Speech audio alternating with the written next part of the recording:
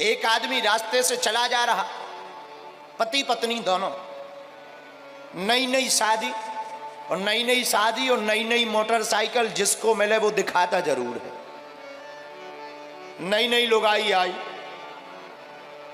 नई लुगाई लेकर के चंगीलाल रास्ते से चला जा रहा था। बरसात का मौसम, थोड़ी दूर निकला तो सामने देखता है एक महात्मा फक्कड़ अपनी मस्ती में।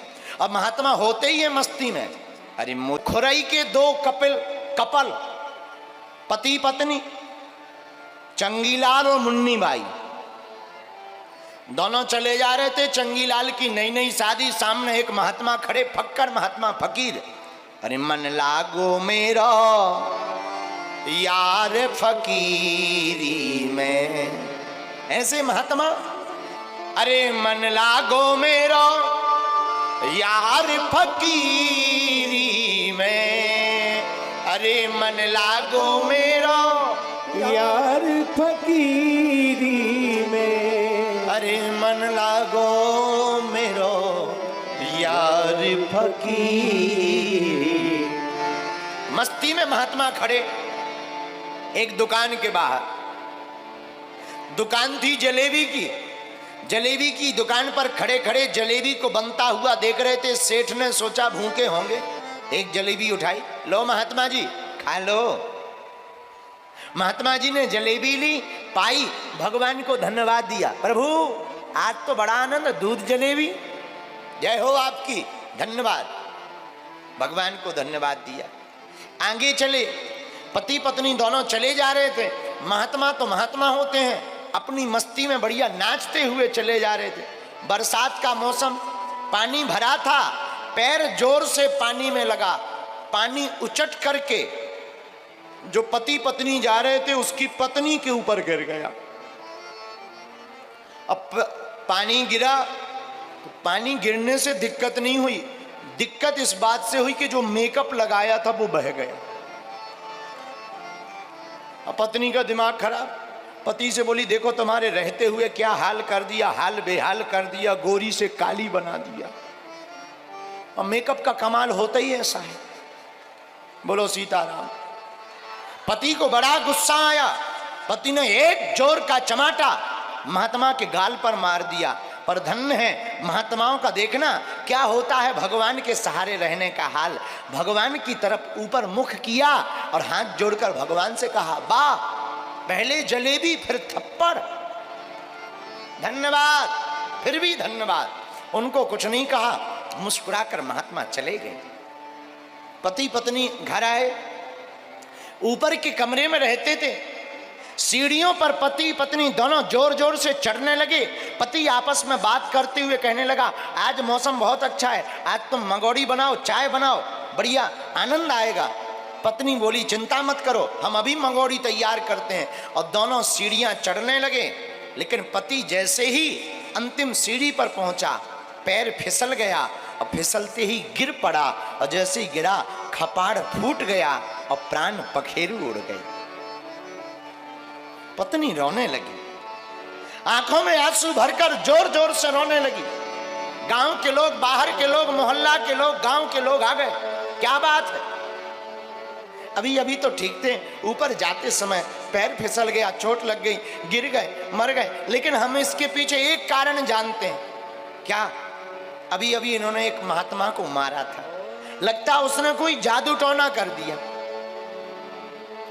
उसने कोई श्राप दे दी। महात्मा को बुलाया, पकड़वाया। महात्मा गांव के बाहर पकड़ गए। ए बाबा, इसे पहचानते हो? हाँ हाँ, अभी कुछ देर पहले इन्होंने थप्पड़ मारा था। अच्छा, इसीलिए तुमने कोई मंत्र मार दिया, श्राप दे दिया, बेचारा मर गया। महात्मा बोले, हम तो कोई श्राप नहीं जानते, हम तो साधु हैं, क्या श्राप जाने, पर ये तो मर गया। महात्मा ने हाथ जोड़कर गांव वालों से कहा, एक बात बताओ, इसकी पत्नी से पूछो कि मुझे थप्पड़ क्यों मारा था। पत्नी ने भी सबके सामने बता दिया, अरे थप्पड़ इस बात में मारा था कि हम दोनों चले जा रहे थे, ये महात्मा उछल कूद करते हुए इन्होंने कीचड़ का पानी अपने पैर से टकराकर हमारे ऊपर डाल दिया। तो महात्मा बोले जब पानी तुम्हारे ऊपर गिरा तो फिर थप्पड़ इन्होंने क्यों मारा?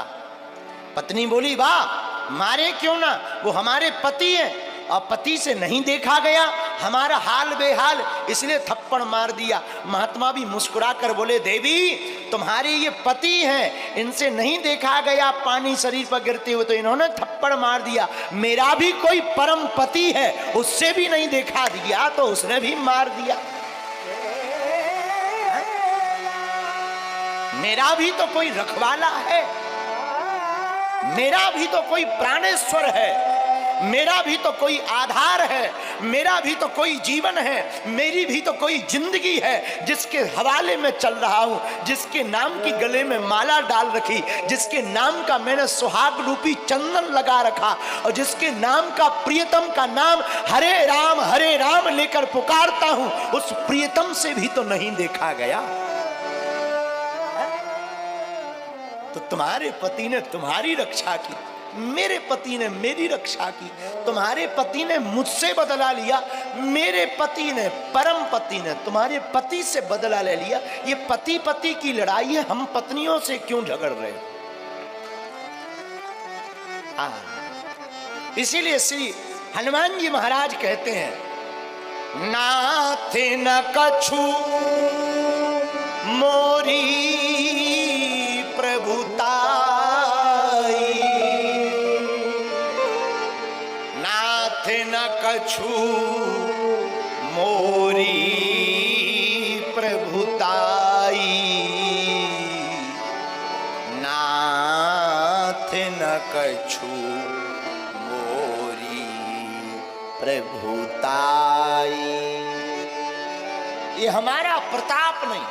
मेरे पागलों, तुम लोग अगर मन में ये विचार करो कि तुम कथा को सुन रहे हो, ये तुम्हारी भूल है, ये मूल में भूल है। ये तो परमात्मा की कृपा है कि वो तुम्हें पात्र समझ करके कथा सुनाने लिवा लाया है, वरना पता नहीं विचार में क्या भरा होता। शायद तुम कथा के लिए आते, गाड़ी पंचर हो जाती, कोई पुराना मित्र मिल जाता, बहुत गहरे रिश्तेदार आ जाते, कोई बहुत बड़ा काम हो जाता, तुम कथा नहीं सुन पाते और ये चरित्र तुम्हारी जिंदगी से छूट जाता और तुम्हारा चरित्र भी बिगड़ने लगता। मेरी बाप, ये प्रभु की कृपा है, उसने तुम्हें पात्र समझा और कथा के सागर में धक्का देकर बुला लिया।